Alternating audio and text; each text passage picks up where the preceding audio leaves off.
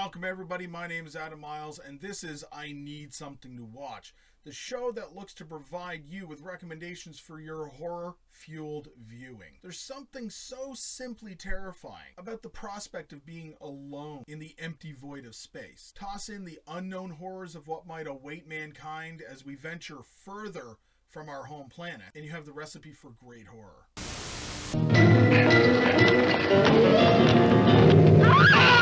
First movie I'm recommending this episode, from one of the greatest living horror directors of all time. A movie which unfortunately doesn't make it to a lot of people's TVs for viewing, and that's a shame considering his portfolio and what he's provided to us in the past. I'm talking about Ghosts of Mars from 2001.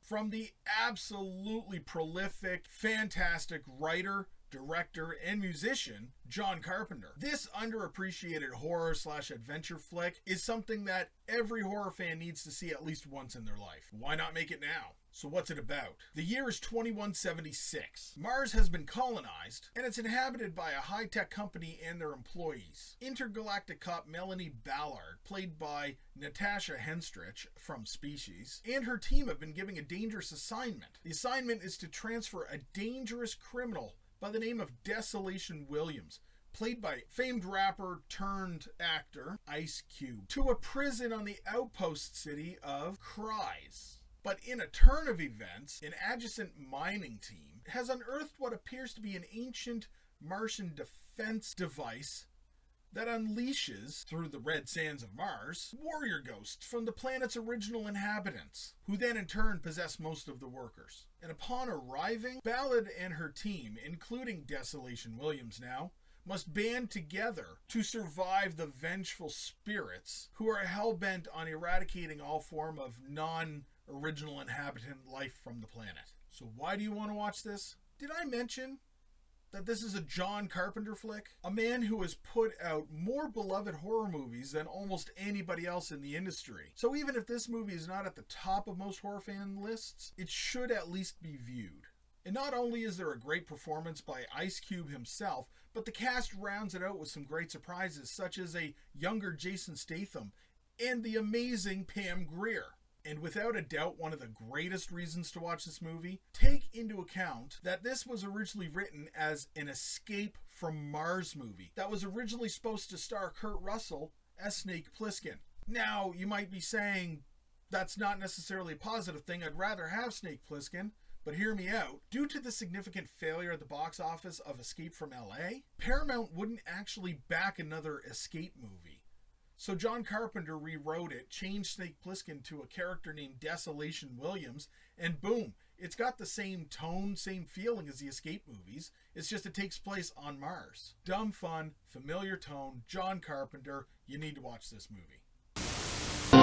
What astounding technical developments are being made to protect mankind? Second movie I'm going to recommend on this episode. Let's take a jump way back to what some believe is the beginning of a true sci-fi era in modern horror, 1979. I'm talking about Alien. And how could I not recommend one of the most prolific space horror creature monster movies of all time? And from iconic director Ridley Scott, who went on to direct more well-known and classic movies than you can count on both your fingers and your toes, based on the screenplay written by Dan O'Bannon, who actually redefined the zombie genre with Return of the Living Dead. Now, keep in mind when I say redefine the zombie genre, we all know that the pinnacle of modern-day zombie is from the great late George A. Romero, but at no point in the original George A. Romero movies did zombies ever eat brains. That was something that came from Dan O'Bannon in Return of the Living Dead and jumped through pop culture history very quickly. So what's it about?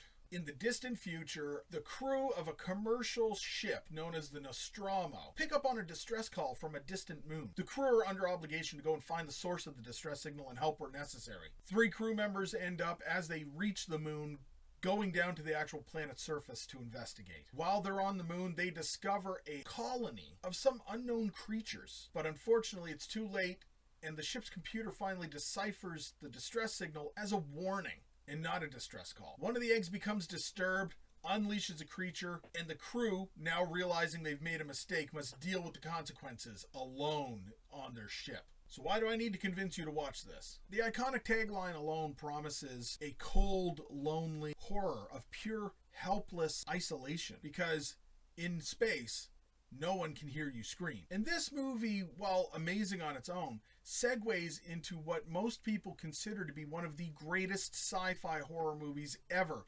Especially, potentially, one of the greatest sequels to a movie ever. Aliens from James Cameron. It's considered kind of the Empire Strikes Back of the series. And yes, once again, the sequel might be a great action movie with horror elements, but the original was a horror movie with sci-fi as the backdrop.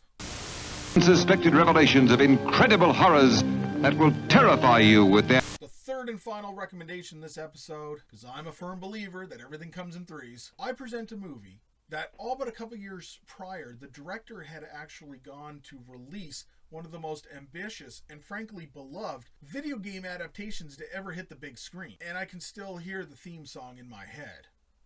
That's not a bad thing though. I'm talking about Event Horizon 1997.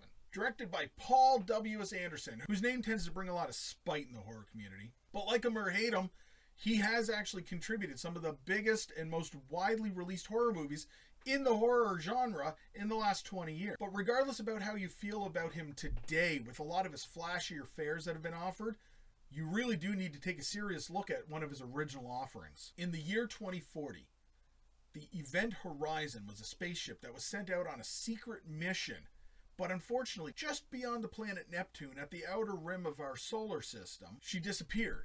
Her loss was considered the greatest space disaster on record, with her entire 18-person crew missing and presumed dead. The year is now 2047, and mysteriously, the Event Horizon has suddenly shown back up on the radar. A crew of astronauts are sent to salvage and figure out what exactly happened, not only to the ship, but its missing 18 crew members.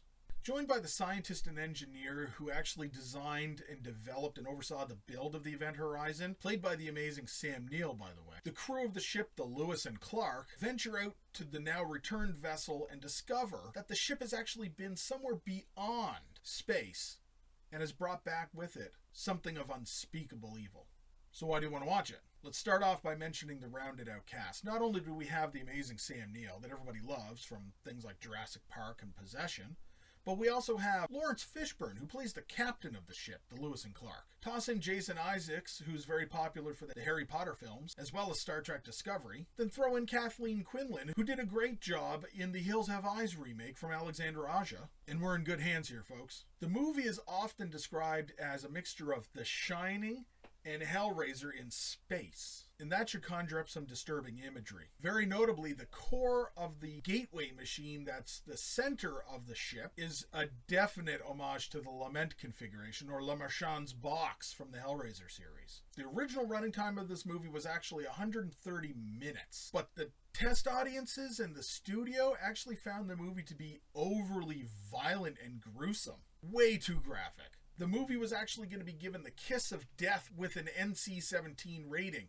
So to avoid that and to get the movie released more widespread, director Paul W.S. Anderson was actually demanded to remove 30 minutes of footage to tone it down. And that being said, with all the overly violent stuff removed, this movie still holds up really well to just being gory and disturbing. So that should tell you something.